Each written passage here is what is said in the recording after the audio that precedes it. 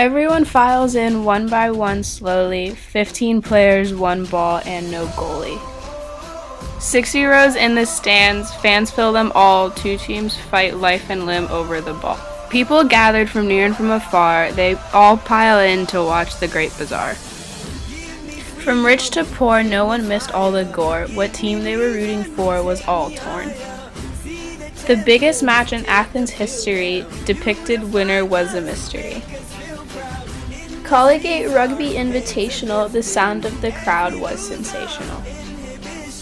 Family and friends sit in their boxes, everything seizes while the world watches. A marble gate in the east and west stands still, Venus and Mars are given their goodwill. Gold is used to decorate the great gates, they start a new war in between the stakes. Fighting for the trophy they find so sweet, the title one team hopes they get to keep. The trophy oh so lovely is fought for, Emily was the prize they both adore. So tall and magnificent she stood there, with beauty beyond what all could compare. The case where she stood was beautiful too, Diana the name was as good in hue.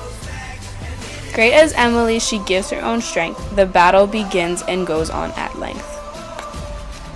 Emily wants no new throne in her world, she wishes to stay at Diana's home. Chaste and alone is where she wants to be, but after this battle she cannot see. The captain of this team, who was so dear, called him by Arcite, who was known in fear. The other captain, known almost as well, Palamon, if he lost, would be seen expelled. They prayed to gods for help in their guidance. They more the score one team in subsidence. The teams come to prove who is worthier. They reminisce the gods of earlier. Palamon prayed to Venus, god of love. He prayed that he will not take him above. He wished for Emily to be his. He wants nothing more in life now than this. Arcite was found on the other side now, praying to Mars so his own love is found. The gods gave their sign to send them to go. They were now prepared to appear at show. Palamon is protected like Hergus. He would protect him from being a carcass. Palamon's dad watches proud of his deed, although in fear of watching his son bleed. Arcite was watched by his own seen king. Emeritus watched closely this war thing. Simple armor was what Palamon wore, nothing too big to counteract the gore. Arcite came more prepared than the others, all bound together like they are brothers. Each team prepares to battle life for Emily. They step on the field without levity. The coaches meet to shake hands for good luck. Their hands grip tightly when they realize they're stuck. Coach Victor from Palamon got angry. Coach Marco from Arcite stared there blankly. Theseus, who was the referee, called. He blew his whistle loud and clear, enthralled. Theseus gave the rules to them both before. The trophy would not go without paid for. The game begins with the blow of the whistle. The ball is passed hand to hand, a short missile. They rush the field, colliding with their heads. They hit the ground, and their blood will be shed.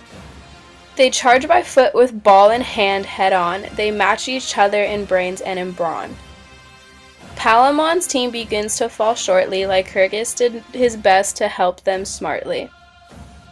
Theseus raised his whistle to blow it, and before he did, Arcite took a big hit. Palamon's team gained the important lead, Arcite so hurt that he began to bleed. Palamon led the ball to the last line. As soon as he scored, they ran out of time.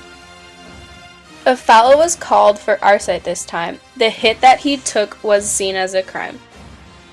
Theseus approached Arcite carefully. Arcite tries to speak to him warily. Arcite tells him very softly that he doesn't want to accept the penalty. He asks to talk to Palamon after. He says that Emily has been captured. Arcite gives up the trophy he worked for. He tells Palamon that he won by score. Palamon graciously cares for Arcite. He tells him that he put up a great fight. Palamon humbly accepts the great gift, the powerful winner and title shift. Emily is held in the new hands now. Palamon and Arcite both take a bow. The match was now over, the whistle blows. Palamon's loyalty forever owed.